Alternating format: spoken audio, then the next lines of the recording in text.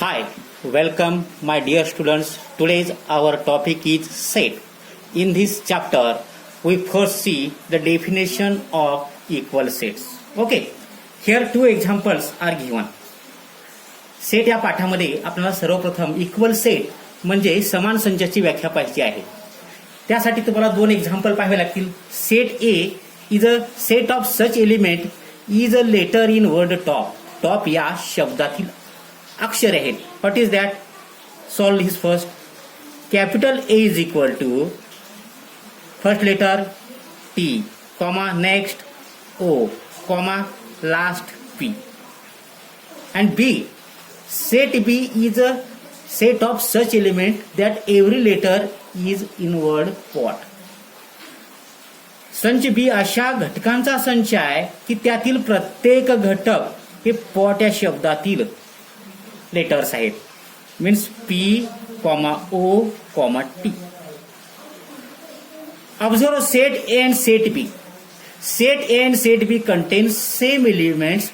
Therefore, here set A and set B are called equal set. Okay? Equal set means the element. If two sets are given, contain same elements, then the two sets are called as equal sets. ज्या दोन संचातील घटकांची संख्या समान असते, सारखी असते, अशा दोन संचाला आपण काय म्हणतो? इक्वल सेट, समान संच. If two given sets contains same elements, then that two sets are called as equal set. This is definition of equal set. Now start practice set 1.2. Okay. सराव संच 1.2 ला आपण सुरुवात करूया. What is question first? Decide whether set A and set B are equal set.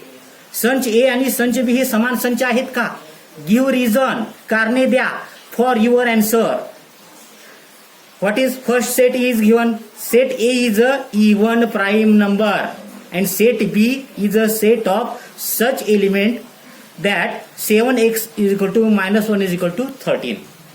आणि आपल्याला काय सांगायचे? हे दोन संच समान आहेत का ते आपल्याला पाहायचे आहेत. Okay.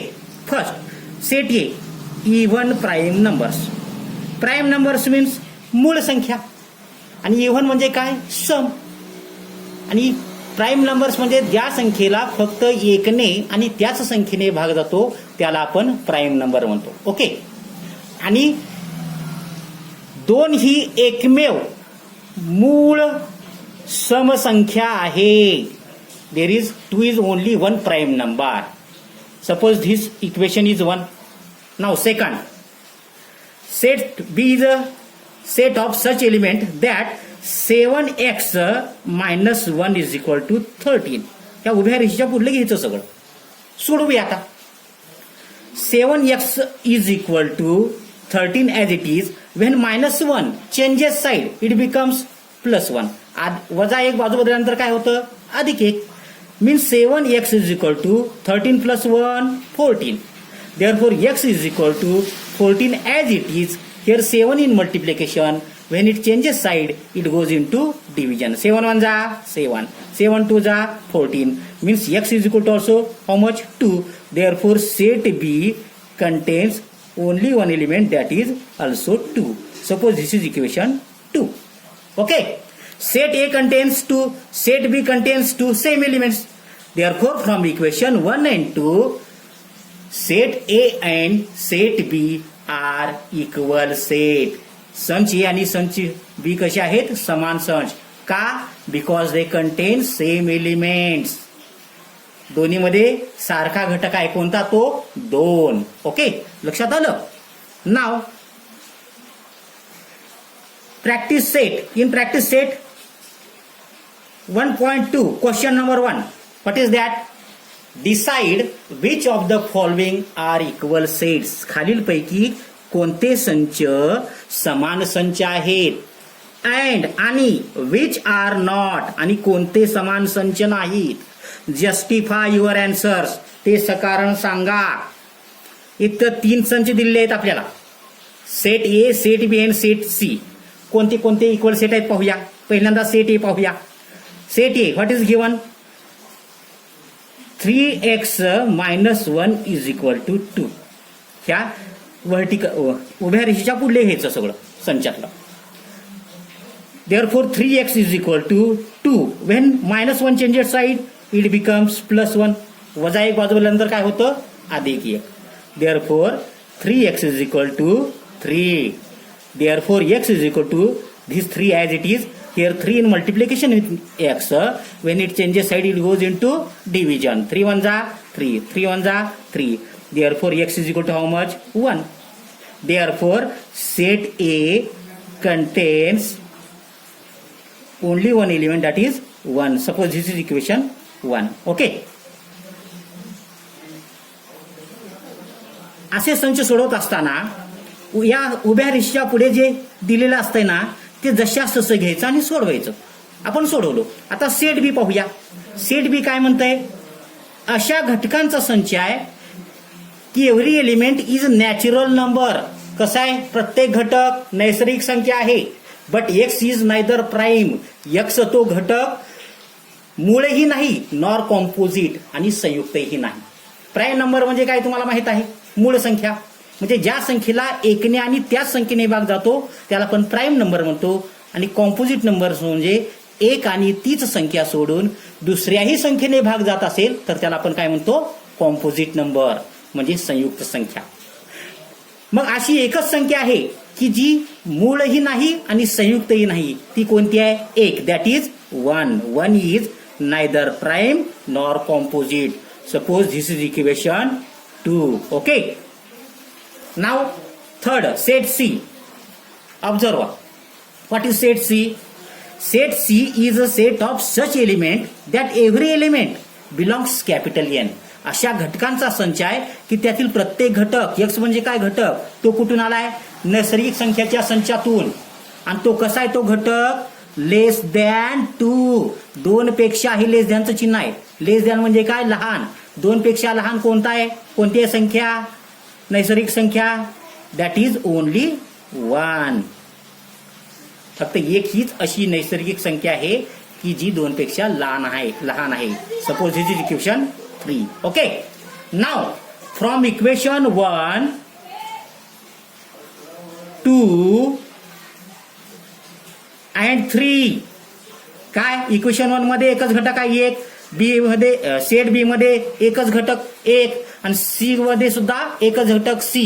Therefore set A is equal to set B is equal to set C are equal set. हे तिन्ही कसे संच आहेत, मग समान संच आहेत. ओके, लक्षात आलं. आपण प्रश्न पहिला आणि प्रश्न दुसरा पाहिला इक्वल सेट मधला, प्रॅक्टिस सेट 1.2 मधील. आता आपण पाहूया प्रॅक्टिस सेट 1.2 मधील क्वेश्चन नंबर 3. ओके. काय तो, which of the following sets are empty sets. Why म्हणजे खालीलपैकी कोणते संच रिक्त संच आहेत, एम्प्टी सेट, आणि का, हे सांगायचं आहे आपल्याला. रिक्त संच किंवा एम्प्टी सेट म्हणजे काय, ज्या संचामध्ये एकही घटक नसतो त्याला आपण काय म्हणतो, रिक्त संच म्हणजे एम्प्टी सेट. पहिला सेट इथं ए बी आणि सी हे सेट 3 सेट दिलेले आहेत. पहिल्यांदा आपण सेट ए पाहूया. ओके. सेट ए काय म्हणतो, अशा घटकांचा संच आहे set A. Is natural number, तो कसा आहे, नैसर्गिक संख्या आहे. Smaller than 0. 0 पेक्षा लहान नैसर्गिक संख्या आहे का, नाही. ओके. त्याच्यामुळे आपण इथं सेट ए मध्ये एकही घटक येत नाही.